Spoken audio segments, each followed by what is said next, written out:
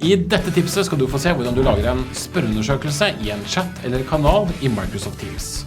På den måten kan du enkelt legge til en avstemning, quiz eller tilbakemelding. Eller en spørreundersøkelse når du er på en chat eller en relevant kanal i Teams. Så ikke gå glipp av dette tipset, følg med!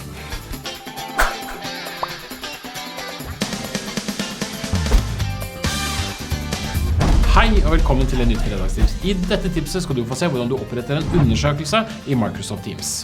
Det stemmer, Alexander. Du skal få se hvor enkelt du kan lage en avstemning, tilbakemelding, stille spørsmål, eller lage quiz på en chat eller kanal i Teams. Det betyr at du kan for eksempel legge inn en undersøkelse i Teams-kanalen, og kjapt få resultatet og tilbakemelding direkte i chatruten. Det er smart hvis du har en rask avklaring eller tilbakemelding fra medlemmene i teamet ditt i kanalen. Kanskje du vil ha en mening om en utkast til en kampanje, eller få tilbakemelding på hvordan en leveranse eller prosjekt har fungert. Men du kan også legge ut en undersøkelse i en enkeltchat i Microsoft Teams. Det er enkelt å få til selv. Det tar bare noen få klikk. Bare se her. Og ikke glem sketsjen på slutten. Du kan begynne med å starte opp Teams-klienten din. Det første du kan gjøre er å velge en kanal i Teams der du vil legge til en spørring. Her i dette eksempelet velger jeg først AGS-kanalen vår, slik som dette, og ny samtale som du finner nederst på Teams-klienten din. Funksjonen vi er ute etter ligger her på de 3 prikkene du finner her nede. Nå klikker du på prikkene og velger Forms, som du finner øverst her oppe på menyen, så er du nesten klar. Nå er tiden inne for at du finner på noe lurt som du vil spørre de andre om. Du kan starte med å sette inn spørsmålet ditt her. Legg til svaralternativene nedenfor slik som dette. Du har i utgangspunkt 2 som standard, men kan legge til flere dersom du klikker på Legg til alternativ, som du finner her litt lenger ned under alternativene du har satt opp. Dersom du angrer deg og vil fjerne et svaralternativ, kan du slette det ved å klikke på søppelbøtten her borte til høyre. Vil du ha muligheten for at det skal være mulig med flere svarmuligheter i spørringen, så huker du av denne her, flere svar. Når du er fornøyd med spørsmål og svaralternativene, klikker du på Lagre her nede på menyen. Før du kaster deg ut i undersøkelsen din ut til alle på Teams-kanalen, får du en mulighet til å se hvordan den vil se ut her i forhåndsvisningen, slik at du ikke gjør noe dumt.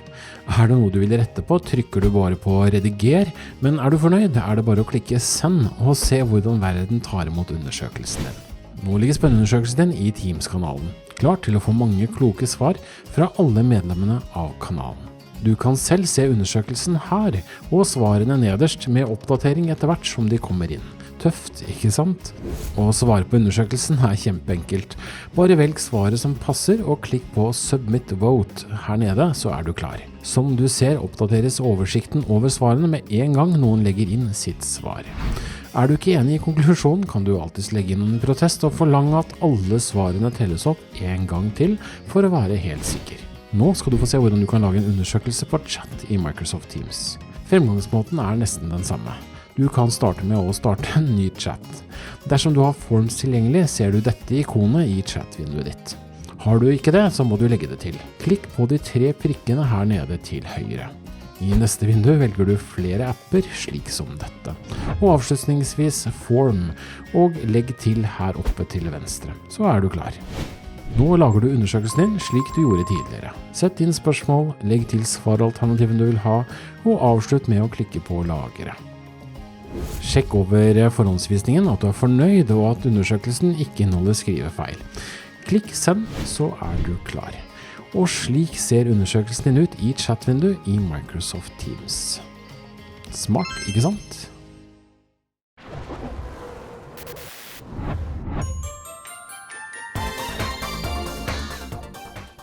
Hva gjør du? Hei Alexander. Jeg sitter her og tester Zoom, det er kjempebra.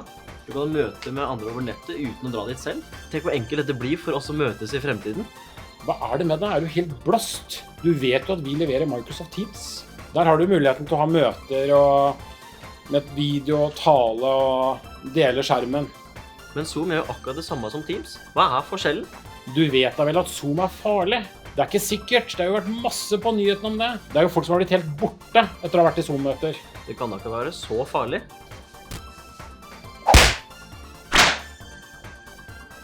Nå holder du opp. Vi leverer Microsoft Teams. Det er trygt og sikkert og anbefalt av myndighetene og Microsoft og Bent Høie.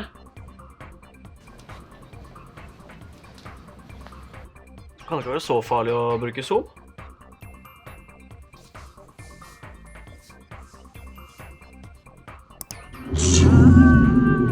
Kristian, det er typisk hvor han blitt nå da.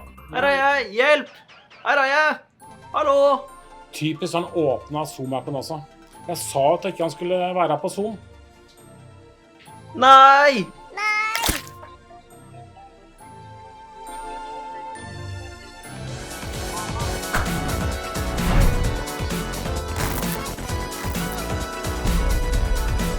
Det var alt vi hadde for i dag.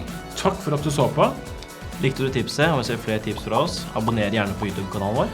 Eller følg bloggen vår. Vi kommer med ferske nyheter og tips hver eneste uke.